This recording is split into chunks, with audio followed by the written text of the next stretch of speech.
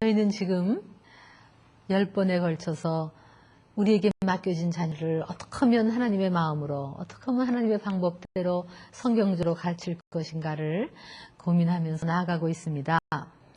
오늘부터는 자녀를 어린 시절, 그리고 초등학교 시절, 그리고 청소년 시절을 단계별로 나누어서 어떻게 가르칠 것인가를 고민합니다. 오늘은 첫째, 자녀가 태어나서 걸음마를 걷고 유치원을 가는 이 어린 시절 자녀를 어떻게 사랑으로 가르칠 것인가를 생각해 보겠습니다.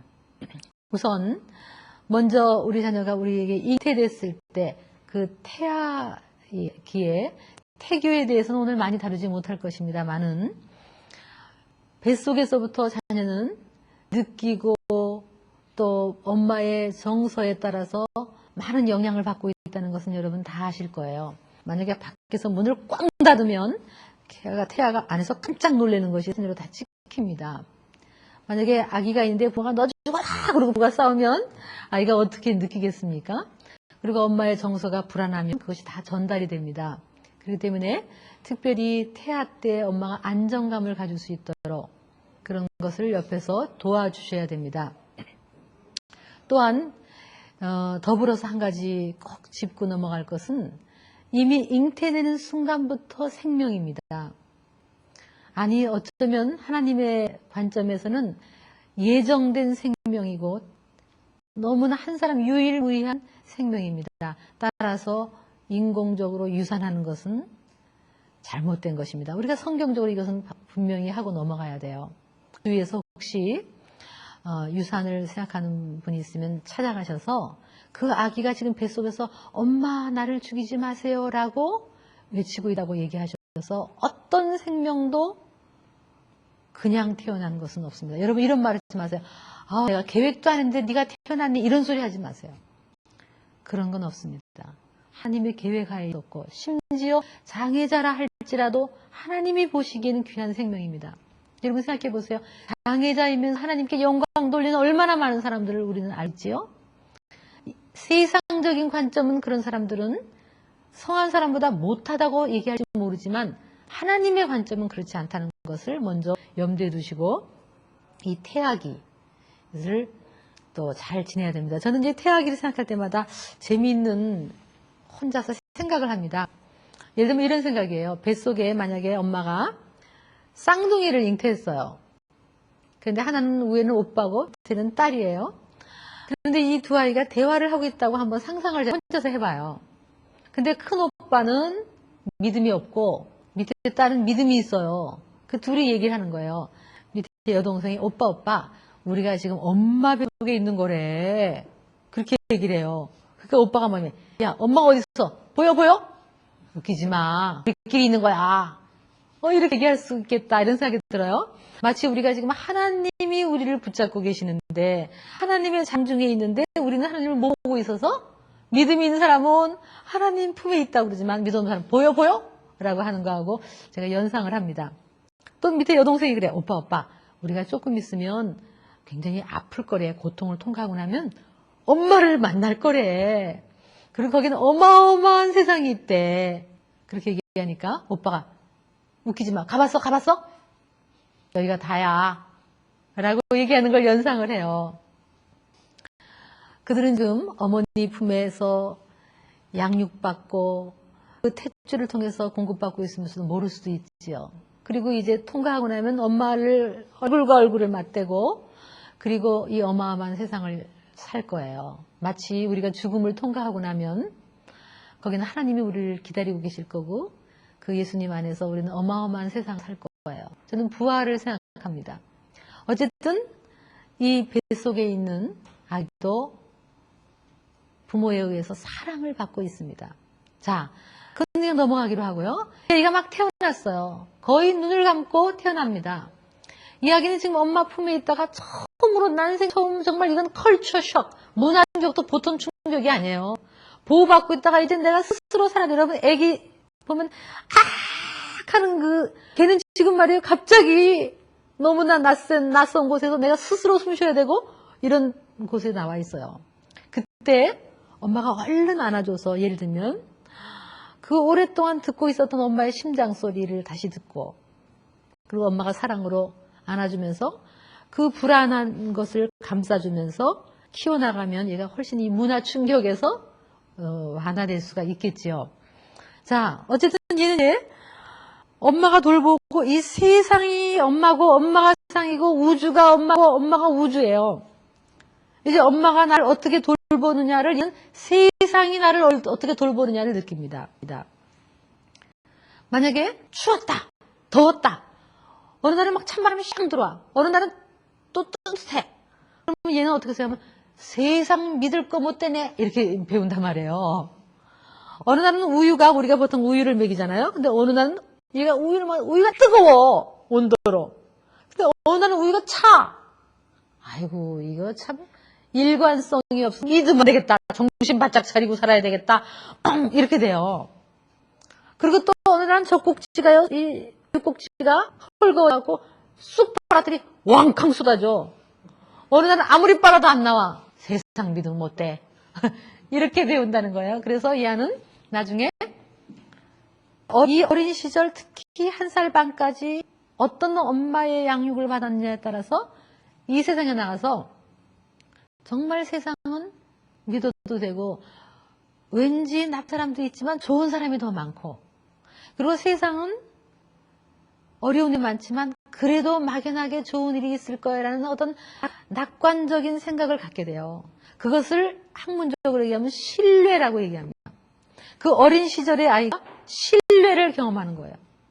신뢰, 그러니까 이 온몸으로 신뢰를 경험했을 때 얘는 나중에 어른이 돼서 왠지 믿거니 하는 신뢰를 가지는 인격이 된다는 거예요. 그런데 내가 아무리 울어도 엄마가 안 나타나. 나타나는 얼굴이 맨날 달라. 그리고 쭉 했다가 어느 날 막, 그러니까 나를 양육하는 양육자, 이 양육자가 일관성 있게 예측이 가능하게 나를 양육하지 않았을 때 이 사람은 나중에 어른이 돼도 이런 사람이 있어요. 세상은 나쁜 사람이 더 많아. 그 사람 좋지. 알고 보면 나쁜 사람이야. 믿으면 안 돼. 그냥 이러고 살아야 돼. 그런 불신이라는 상을 갖게 된다는 거예요. 이게 학자의 이론이에요. 그런데 제가 그랬어요. 에이, 아무렴 이 학자의 이론이 정말 맞을까? 1살 반까지 뭐 이런 영향이 있을까? 이렇게 제가 의심을 했어요. 이런 생각은 어떠실지 모르겠어요. 그런데요, 제가 이걸 경험한 경우가 있었어요.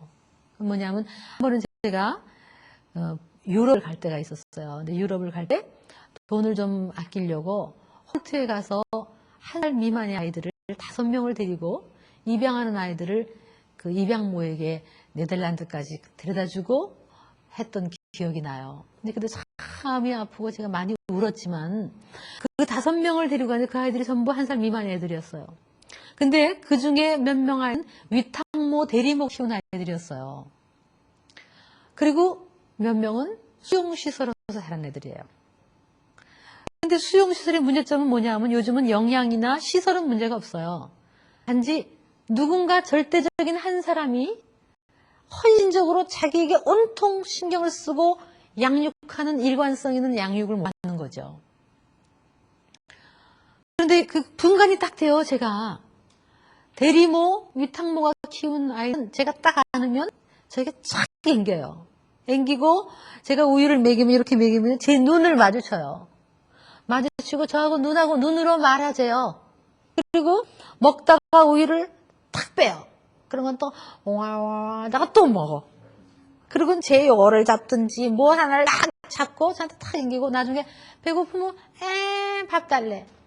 그리고 오줌 싸면 갈아달래. 이런 어떤 대화를 해요. 그리고 사랑스러워요, 벌써. 너무너무 사랑스러워요. 그런데 놀라운 것은 수용시설 자란 아이들은 내가 우유를 먹여도 눈을 안 마주치는 거예요. 그들은 그냥 몇 시간만 되면 우유를 갖다 스스로 먹어버렸기 때문에 눈을 안 마주쳐요. 그리고 오줌을 싸도 울질 않아요. 몇 시간마다 갈아주니까 기대를 안 하는 거예요. 그리고 착 앵기지를 않아요. 스킨십을 많이 갖지 못해서 안기질 않아요.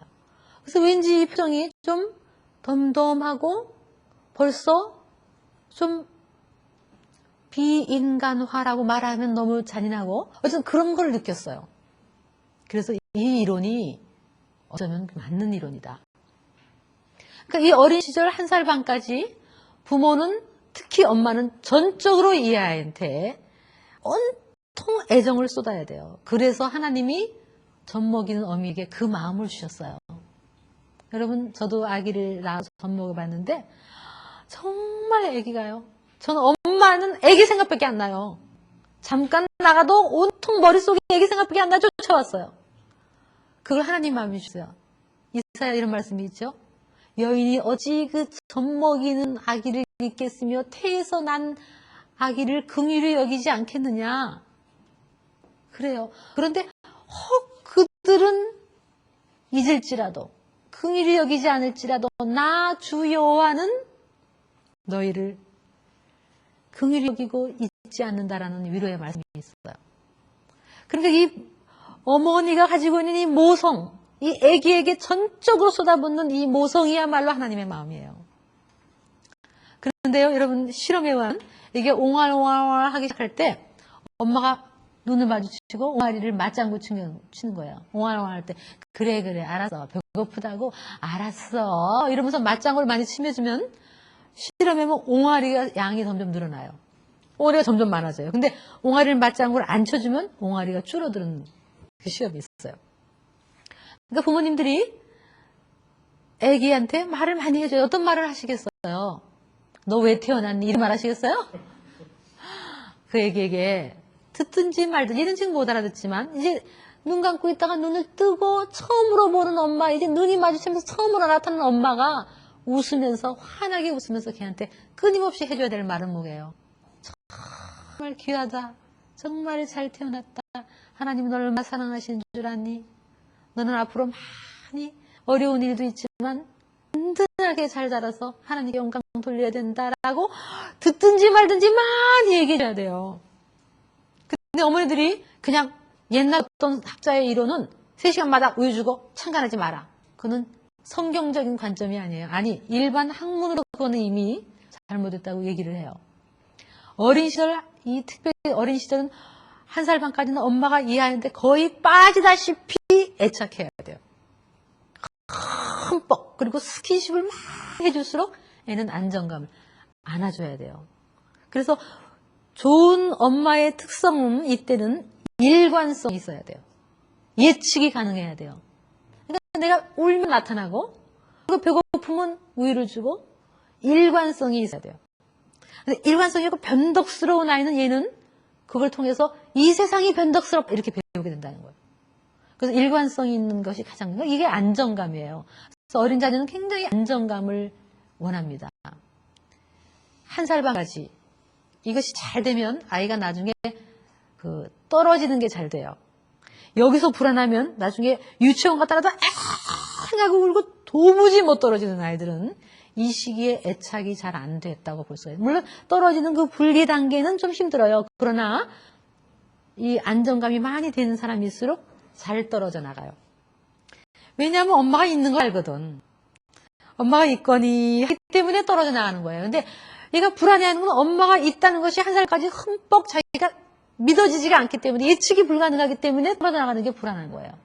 여러분, 우리 참 재밌는 게요. 우리 옛날 어머니들이 지혜로워서 이런 걸 안 배워도, 이게 아이가 이제 우리가 젖 먹이고 치고 이렇게 양육하고 하다가 이제 1살 반이 되면 점점 걸음마를 걸어서 떨어져 나가야 돼요. 그래서 요 단계를 잘 통과시켜야 돼. 그걸 잘 통과시켰던 우리 옛날 어머니들 방법이 있어요. 뭔지 아세요? 처음으로 얘가 엄마가 없으면 울거든요. 무조건. 그때 이거 차차차차 떨어뜨리는 방법이 있어요. 뭐냐, 엄마 없다. 있다. 이렇게 하는 거예요. 그럼 얘가 엄마 없다 그러면 그러는데 있다. 그럼 얘는 뭘 배우냐? 엄마가 내 눈에 잠깐 안 보여도 있구나. 좀 있는 커튼 뒤에 딱 숨었다. 엄마 없다. 그럼 얘가 놀다가 그러면 여기 있잖아. 그러면 얘가 엄마 있구나. 안 보여도. 그 엄마가 이제 부엌에서 하면서도 여기 있으니까 놀아. 그러면 얘는 내게서 놀지만 엄마는 있어. 그런 안정감을 배우게 되면, 그러면 얘는 나중에 유치원을 가도 엄마가 집에 있거든. 그러기 때문에 이게 떨어지는 게 잘 되는 거예요. 그래서 안정감을 굉장히 요구해요. 여러분 이러시면 안 돼요. 이 나이에 애들하고 장난하는데 엄마 가버릴 거야? 엄마 나가서 안 들어올 거야? 이런 소리는 해서는 안 돼요. 그래서 이 1살 반까지가 굉장히 안정감을 요구하고 신뢰를 요구하고 엄마는 온통 아기에 몰두해서 해야 돼. 모성인데 요즘 시대는 이 모성마저 젖었어요. 아기를 버리고 떠나는 어머니 있어요. 세상에 하나님이 우리에게 그렇게 기가 막힌 모성을 주셨는데 아기를 보고 떠나는 어머니조차 있어요. 그러면 아빠는 어떤 역할을 해줄 거냐?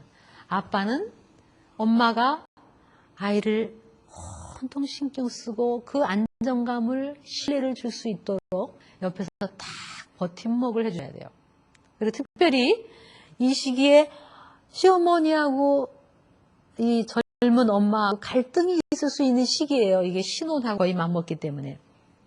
그럴 때 어머님들, 시어머님들은 손주에게 안정감을 흠뻑 줄 수 있도록 또 며느리에게 사랑을 흠뻑 주셨으면 좋겠어요. 그래서 이제 유아기를 통과하고 이제는 걸음마기로 갑니다. 저는 이런 연상을 해요. 아기가 우리 품에다가 첫 걸음을 걷는 걸음하고 우리에게서 양육됐다가 나중에 그 떠나는 거하고를 연상을 해요. 사실은 이 떠나는 것을 처음으로 하는 것이 엄마 품에서 이제 걸음마를 걷는 거예요. 근데 여러분 한번 생각해 보세요. 아기가 태어나서 엄마에게 모든 것을 양육받고 자기는 자기 스스로 한 게 없어요. 근데 이제 처음으로 내 손으로 뭘 하는 거예요. 뭘 하냐면 밥도 내 손으로 먹고 걸음도 내가 걸어보고 내가 뭐도 만져보고 오줌통도 내가 가려보는 처음으로 난생 처음에서 내 일을 내가 한 거예요. 잘할 리가 있겠어요? 못하지. 당연히 못하지. 그러니까 이때 처음으로 얘가 하는 일에 부모가 격려를 많이 해줘야 돼요. 그러면 나이가 돼도 난 뭐 할 줄 알아 라는 애가 되고 이때 이 바보같이 것도 못해. 그러면 난생 처음 한 일에 실패를 경험하면 아유 난 아무것도 못해. 이게 영향을 준다는 거예요. 그래서 걸음을 걸어요. 근데 2걸음 걷다 넘어져. 당연하죠. 그러면 엄마가 이걸 배우셨는 엄마는 아이고 2걸음이나 걸었어. 잘 걸었다. 이렇게 하는 거예요. 그럼 얘가 해냈다. 나도 해냈다. 그런데 2걸음을 거내보고 얘는 넘어지고 그래 그냥. 그러면 나는 아무것도 할 줄 못해. 자, 밥도 먹어요? 밥을 먹는데 난생 처음 먹으니 2숟가락은 먹고 잘 흘리지. 당연하지요. 2숟가락은 먹고 우르르 했을 때 엄마가 2숟가락이나 먹었어. 그런데 얘 왜 이렇게 다 흘려? 그러면 나는 못해 라는 무능감을 경험을 해요. 그래서 계속 왜 이렇게 못해? 엄마가 먹여줄게. 너 뭐, 먹여줄게 하면 얘는 내가 못 먹으니까 엄마가 먹여줄게. 그러면 얘는 내가 스스로 좀 해보려고 하는데 자꾸 못해. 내가 해줄게. 애비 만지지 마. 내가 해줄게. 라고 하면 아 나는 능력이 없구나. 그런 무능감을 경험한다는 거예요. 그래서 그걸 이 어려운 말로는 수치감을 창피하다. 나는 이것도 못해. 창피감 그리고 자기 의심이라는 걸 배운대요. 자기 의심. 이 시기에 굉장히 중요한 것은요. 격려를 많이 해주고 어떤 질서 속에 격려를 많이 경험해주면 반듯하면서도 질서를 배워요. 자, 예를 들면 이래요. 여러분. 아이가 밥을 먹는데 이렇게 하시면 안 돼요. 깨끗하게 집을 차려놓고 어지르지 마. 흘리지 마. 이렇게 하면 얘는 위축이 돼가지고 아무것도 못해요. 그렇다고 해서 온 집을 어지러라. 이렇게 하면 안 된다는 거죠. 이 균형을 여러분이 아시나 모르겠어요. 그러니까 예를 들면 저는 이렇게 해요. 방에 있으면 방의 한 면에 그 종이를 한번 그려줘. 요 면에만 마음 놓고 그려라. 그러나 다른 데는 안 된다. 이런 질서와 자유를 경계를 잘 거달라는 거예요. 그러니까 지가 하고 싶은 대로 다 해라는 것도 얘한테는 해롭고 뭐든지 금지시키는 것도 해롭다는 얘기예요. 제가 한 번은 미국에서 공부할 때 신학교 캠퍼스가 아주 잔디밭이 넓고 좋았어요. 근데 거기서 어느 어머니가 이제 그 걸음마기 얘기를 데리고 저하고 얘기를 나누고 있었어요. 근데 그 얘기가 거기서 이제 마음 놓고 놀아도 되는 장소예요. 잔디밭이. 근데 엄마가 저하고 얘기하면서 그 엄마가 끊임없이 이러는 거예요. 애가 한 걸음만 가려고 그러면 가지 마. 붙들고. 또 가려고 그러면 이리 와. 그리고 붙들고. 얘가 좀 이렇게 탐험하고 뭐든지 이렇게 지금 배우는 시기인데 뭘 좀 들여다보면 만지지 마. 애비. 뭐 금지를 시켜요. 뭐 금지를 시켜요. 그래서 제가 옆에 이렇게 관찰하고 있다가 그 엄마 보고 애 놓으세요. 손을 놓으라고. 그랬어요. 그랬더니 어머니가 불안해요. 놓으세요. 얘가 이제 이렇게 몇 걸음 가다가 엄마를 희끗 쳐다봐요. 그래서 내가 놀아. 그랬더니 이제 드디어 막 온 데를 다니면서 탐험을 하는 거예요. 그래서 저희가 엄마하고 얘기하면서 슬슬 약간 거리를 두고 따라갔어요. 그러니까 얘가 그다음부터는 막 돌도 만져보고 막 그래요. 얘가 돌을 만져보고 이렇게 들여다보는 거예요. 그럼 엄마가 보니까 막 서 불안해해. 괜찮다고 가만 놔두라고. 이렇게 들여다봐요. 이렇게 들여다봐요. 때로는 이렇게 해서 입을 대봐요. 애가 이걸 입에 댄다고 해서 큰일 날 일 없어요. 만약에 더러운 걸 먹으려고 그러면 그때는 가서 이렇게 금지시켜줘야 돼요. 얘가 막 놀아요. 그래서 지금 막 탐험하고 배우는 거예요. 그런데 거기에 어떤 기름 이렇게 통이 있었어요. 청소하기 위해서. 기름통을 톡톡톡 두드려봐요. 우리가 옆에서 이렇게 보고 있었어요. 근데 이렇게 들여다봐요. 그런데 거의 빠질 것 같았어요. 그때 얼른 가서 제가 가서 빠진다 그러고 딱 안아주고 다시 놓고 놀아라. 그럼 얘는 어떤 금지는 얘를 보호하긴 금지고 그러고 나서 얘는 많이 탐험하면서 지금 배우는 중이에요. 그러니까 집을 깨끗하게 해놓고 어지르지 마. 이것도 아이에게는 굉장한 그 스트레스가 되고 그리고 네가 하고 싶은 대로 다 해라. 이것도 아이에게는 안정감을 잃게 한다는 거예요. 이해가 가실지 모르겠어요. 특별히 얘네들은 이 시기에 자기가 스스로 해낼 수 있다. 나도 스스로 오줌통을 가릴 수 있고 스스로 밥도 먹을 수 있고 나도 할 수 있다는 걸 배우면 자신감을 배워서 나이가 들어도 내가 뭘 하려고 하는 그런 자신감을 갖게 된다는 거고요. 근데 뭐든지 금지시키고 넌 못해. 바보같이 그것도 못해라고 자꾸 그러면 얘는 위축돼서 나는 할 줄 모른다라는 무능감을 갖게 된다는 것이에요. 이 시기에. 굉장히 중요하대요. 자, 한번 우선 그 다음에 나가보겠습니다. 조금 더 나가면 이제 유치원 자녀예요. 유치원 자녀, 여러분이 아마 유치원 자녀를 키워보셨겠지만 한참 이때 지능이 막 발달해요. 그래서 무지무지 질문을 많이 하죠. 엄청 물어요. 엄마 왜? 라고 물어요. 호기심이 생겨요. 창의성이 생겨요. 근데 이걸 꺾지 말라는 거죠. 이 호기심은 지능의 기초가 돼요. 이 호기심과 창의성을 살려주라는 거예요. 그러니까 물을 때 자꾸 대답을 해주세요. 그리고 이 레디메이드 다 된 답을 주는 것보다는 그 답을 찾을 수 있도록 도와주면 더 좋아요. 어쨌든 물을 때 답을 해주세요. 그래서 물어보면 니네 아빠한테 물어봐라. 니네 엄마한테 물어봐라. 이러지 말고 좀 관심 있게 모르면 글쎄 모르겠는데 한번 답을 찾아보자. 이렇게 해도 돼요. 제가 미국에 있는 우리 조카가 하나 있어요. 근데 그 집을 놀러 갔더니 지금 한참 유치원 시절 그 용범이라고 아들이 하나 있어요. 근데 제가 우리 고모 보고 물어볼 때 정성껏 성의 있게 답을 많이 해줘야 얘가 나중에 공부 잘해. 그랬더니 언니가 한번 데리고 있어 보세요. 이러더라고요. 그래서 제가 이제 같이 여행을 타는데 제 옆에다 딱 붙여놓는 거예요. 아, 제가 한 말도 있고 그래서 책임을 져야 되니까 이제 근데 얘가 이제 묻기 시작해요. 왜 승모?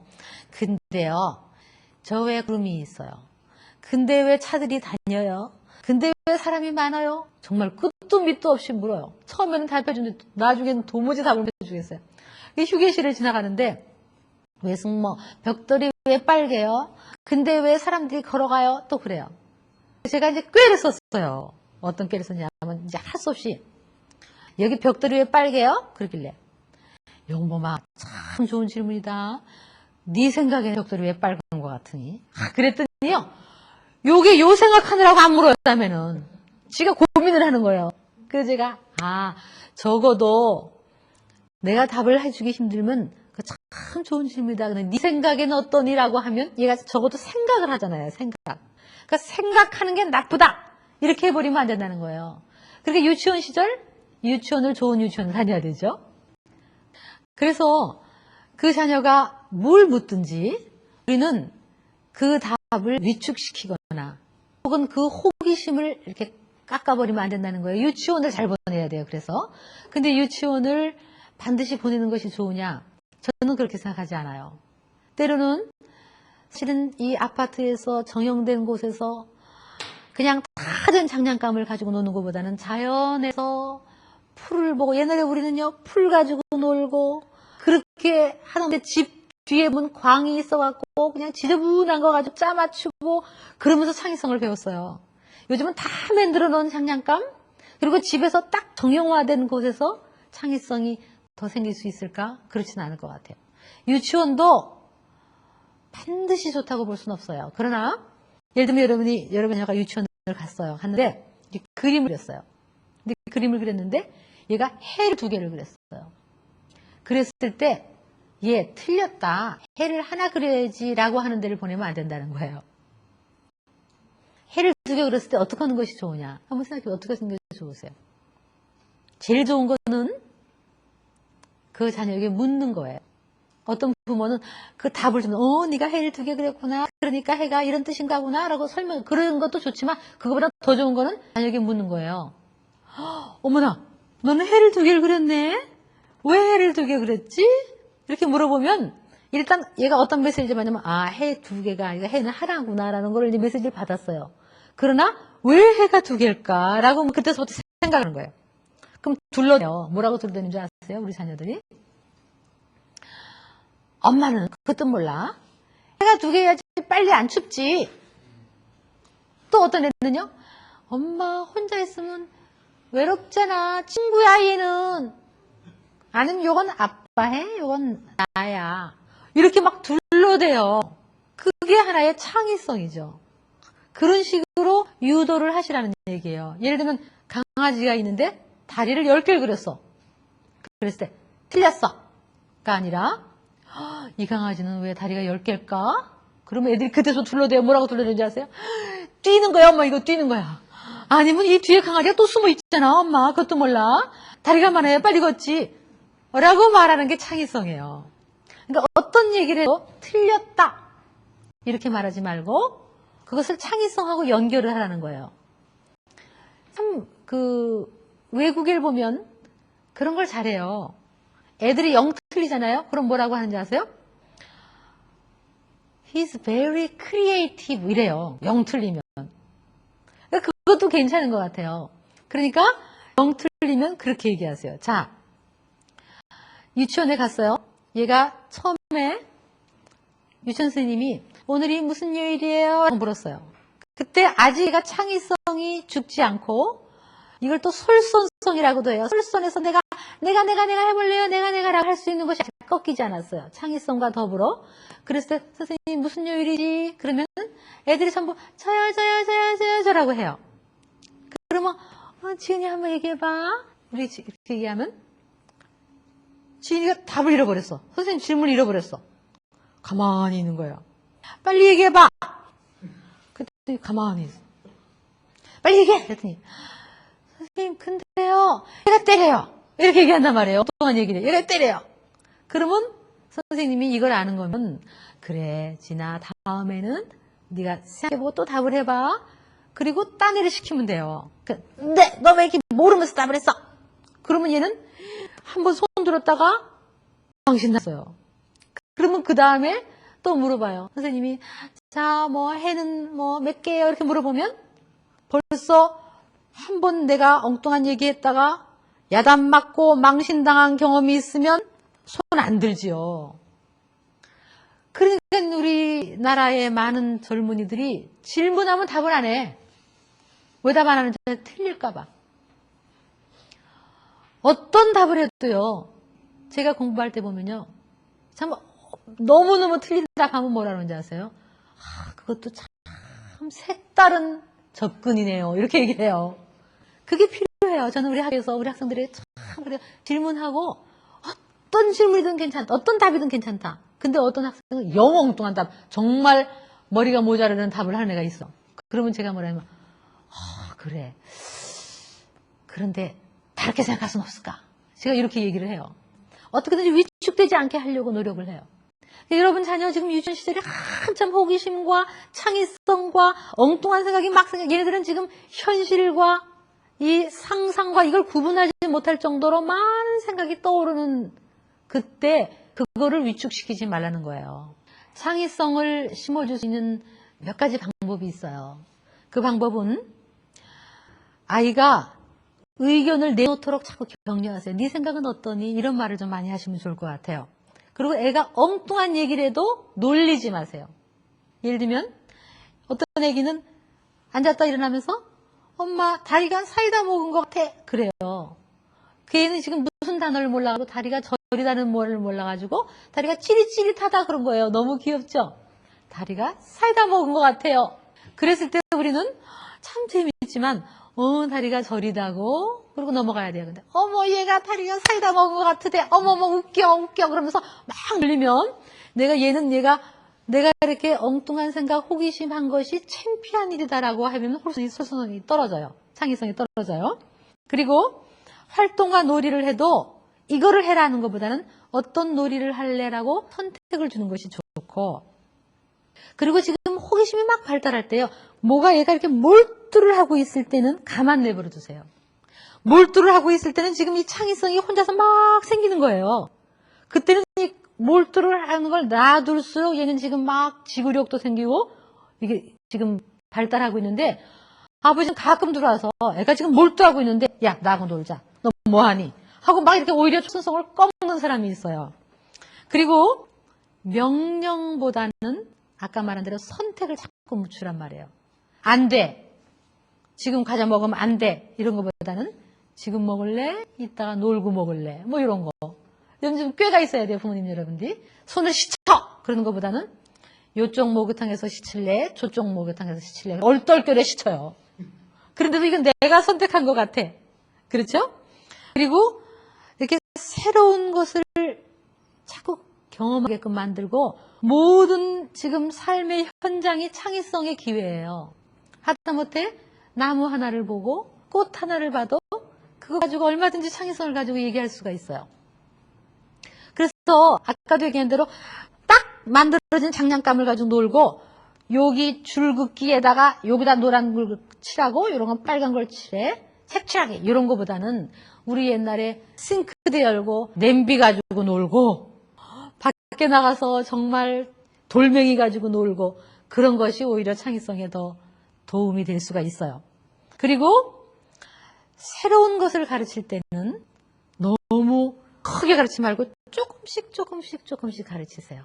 그래서 소단계로 가르치고, 어쨌든 얘네들이 나는 못한다, 나는 바보야, 이런 걸 갖지 않도록, 그래야 그것을 기초로 이제 초등학교를 갈 거예요. 가서 이제 할 거예요. 근데 여러분 이 공부를 이제 가정교육 차원에서 배우는 거잖아요.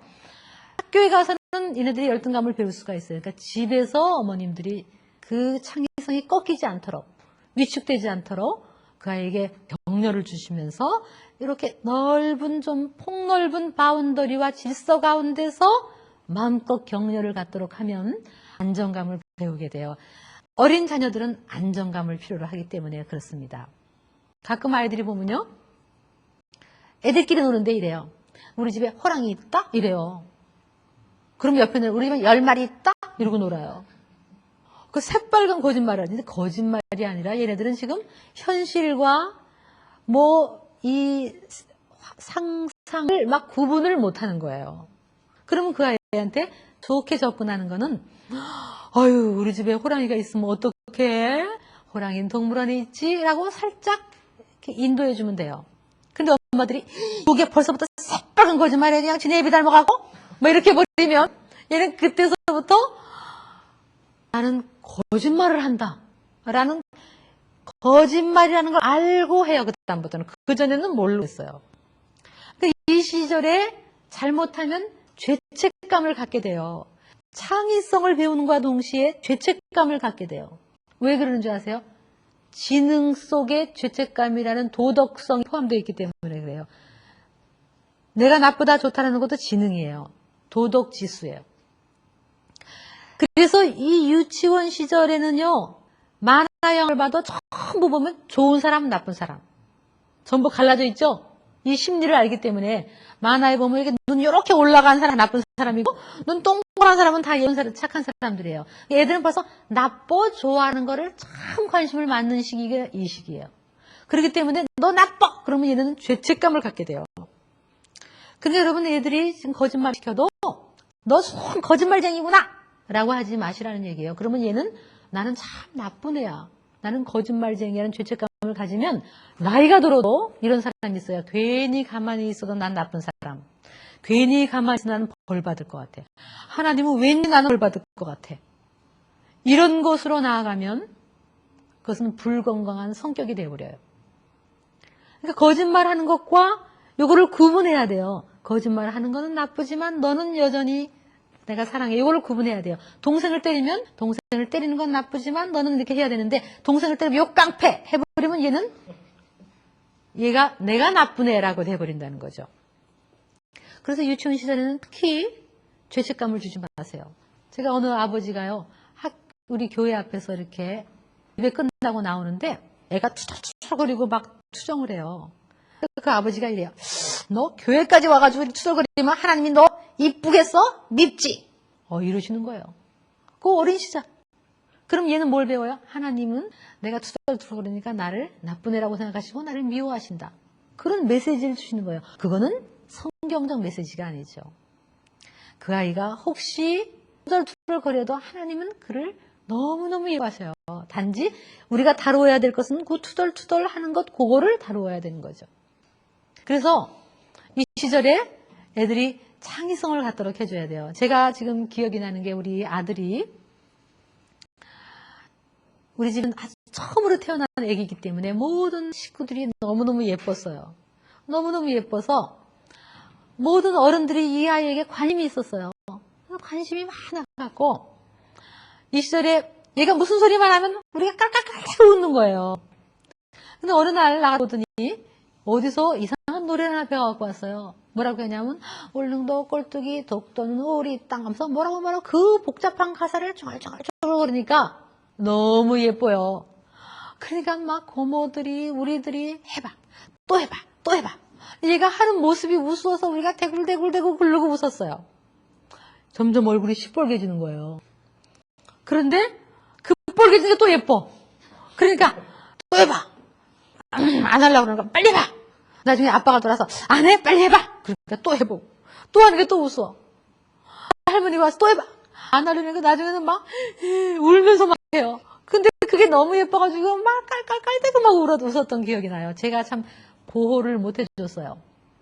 그랬더니 이 아들이 나중에 점점 어느 시기쯤 되니까 사람들 앞에 나와서 발표를 안 하는 거예요. 발표했다가 사람들이 웃으면 굉장히 얼굴이 빨개지고 창피하고 그런 느낌이 들어서 왠지 좀 수치감 같은 것, 이런 죄책감 같은 것을 느끼게 된다는 거예요. 그래서 여러분 어린아이 가지고 놀리지 마세요. 제가 그걸 가지고 우리 아들하고 얘기를 나눈 적이 있어요. 그러니까 6살 이전에 거의 성격이 다 형성된대요. 자, 오늘 우리가 나누고 있는 이 말씀은 참 중요해요. 어린 시절 아까 기본 신뢰, 그리고 조금 더 있으면 걸음마를 통해서 자신감을 배우고, 그리고 이때 호기심과 창의성, 그리고 내가 마음껏 솔선해서 내가 해볼래요? 내가 해볼래요? 내가 해볼래요니까 꺾이지 않으면 얘는 세상에 나가서 정말 호기심이 나쁜 게 아니다. 그리고 내가 실수를 해도 나쁜 게 아니다. 내가 혹시 실수로 거짓말을 해도 그걸 엄마가 잘 인도해 줌으로 말미암아 건강한 인격을 가지면 그거를 기초로 나중엔 공부도 하고 그거를 기초로 중고등학교 시절을 지날 수 있게 되는 거죠. 그러니까 굉장히 중요하다는 얘기예요. 여러분이 만약에 공부를 잘하기로 하시면 이때까지 아이들을 상처를 주지 말고 애들이 죄책감을 갖지 않도록 하세요. 특별히 우리 부모님들이 잘못하면 신앙의 이름으로 아이에게 자책감을 줘요. 예를 들면 거짓말하면 예수님이 미워해. 그런 거짓말하지 마. 그거야말로 거짓말이에요. 거짓말을 해도 예수님은 미워하지 않으세요. 거짓말을 하지 않을 능력까지 주시는 것이 우리 예수님이에요. 오히려 사랑 속에서 거짓말 안 하게 되는 거예요. 이것이 솔선성, 창의성이에요. 자, 한번 예를 구체적으로 하나 더 들어보겠습니다. 아이가 블럭을 가지고 블럭을 맞추고 있어요. 세모난 블럭에다가 세모를 맞춰야 되는데 여기서 동그라미를 가져다 대고 동그라미를 들이대면서 신경질을 내고 있어요. 엥, 안 맞잖아. 그리고 신경질을 내고 있어요. 그때 어떻게 해주는 것이 좋으냐? 한번 생각해 보세요. 잠깐 생각해 보세요. 만약에 부모님이 야, 너 왜 바보같이 세모에다가 동그라미를 갖다 들이대고 그러냐? 그렇게 하면 안 되겠죠? 혹은 에이, 엄마가 해줄게. 이렇게 하는 거잖아. 라고 하는 것도 별로 좋은 방법은 아니에요. 그러면 어떻게 하는 게 좋을까? 이렇게 하는 게 좋아요. 아이고, 우리 딸이 세모를 맞추고 있네? 세모에다가 동그라미를 맞추고 있구나. 그래서 안 맞는구나. 근데 참 잘하고 있어. 아이고, 참 잘한다. 자, 한번 세모를 다시 한번 찾아서 맞춰보렴. 동그라미 말고 세모를 찾아봐. 그렇게 얘기했더니 얘가 세모를 딱 던져요. 그때 엄마가 얼른 몰래 개 손이 닿는 곳에 얼른 세모를 찾아서 싹 갖다 넣어주는 거예요. 그럼 얘가 딴 거를 딱 집으면서 그 세모를 넣었어요. 그래가지고 세모를 맞추는 거예요. 근데 또 삐뚤어 맞춰. 그때 엄마가 여기를 맞춰주면서 이렇게 해서 딱 맞춰요. 그러고는 세상에 우리 딸이 어떻게 이 어려운 세모를 이렇게 많은 데서 찾아갖고 이렇게 맞췄니? 잘했다 잘했다. 그러면 내가 했다 이렇게 생각하죠. 이게 부모의 심정이죠. 누가 했어요? 다시 엄마가 도와줬죠. 여러분, 저는 하나님도 우리에게 은사도 주시고요, 능력도 주시고 성령도 주시고 다 해주시고 우리가 잘하면 잘했대요. 막 칭찬하셔요. 하나님이 이렇게 능력을 주시는 하나님이에요. 그러니까 우리 자녀들이 스스로 잘할 때까지 우리가 도와주는 거지 내가 해줄게가 아니란 말이에요. 우리가 다음 세션에서 하겠지만 공부를 옆에서 해주는 게 아니란 말이에요. 이들 스스로 창의성이 꺾이지 않도록, 호기심이 꺾이지 않도록, 솔선성이 꺾이지 않도록. 솔선성은 뭐예요? 내가 해볼게요. 그거래요. 실수를 지적하지 말라는 얘기예요. 오히려 마음 놓고 실수하게 해주세요. 그래서 내가 할게 여러분 아이들이 왜 송편을 빚거나 만두를 빚어도 엄마 나도 해볼게. 그러니까 에이구 저리 가. 니들 만지지 마. 그렇게 할 것이 아니라 조금 띄워주세요. 그러면 그 시커멓게 막 지네들이 만들도록 해주세요. 그것도 하나의 탐험의 기회고 그것도 학습의 기회예요. 여러분 놀이하는 것도 공부예요. 우리는 공부는 앉아서 공부하는 것만 공부라고 생각하지만 지금 노는 것이 공부예요. 그래서 막 놀면서 좀 창의성이 생기고 호기심이 생기고 그것이 기초가 되어 나중에 나이 들어서 기발한 생각, 창의성 있는 생각을 막 하게 되는 거예요. 놀이도 공부예요. 자, 이제 어린 시절이 거의 끝났는데요. 그러면 아빠들이 이럴 거예요. 그럼 우리가 해야 될 역할은 뭐냐? 엄마들이 참 중요하구나 라는 게 우리가 해야 될 역할. 아빠들은요. 들어오셔서 아이하고 놀아주세요. 깔깔깔거리고 놀아주세요. 재밌게 놀아주세요. 사실은요, 이걸 우리가 통틀어서 한번 이렇게 크게 얘기한다 그러면 이 유전 전까지 어린 시절 얘가 깔깔깔거리고 웃은 기억이 많은 아이, 웃음의 기억이 많은 아이는 나이가 들어도 인생이 즐거워요. 어린 시절, 여러분 어린 시절 생각해보시고 여기 부모님 여러분 어린 시절 생각해보세요. 굉장히 웃었던 기억이 많으세요? 아니면 침울했던 기억이 많으세요?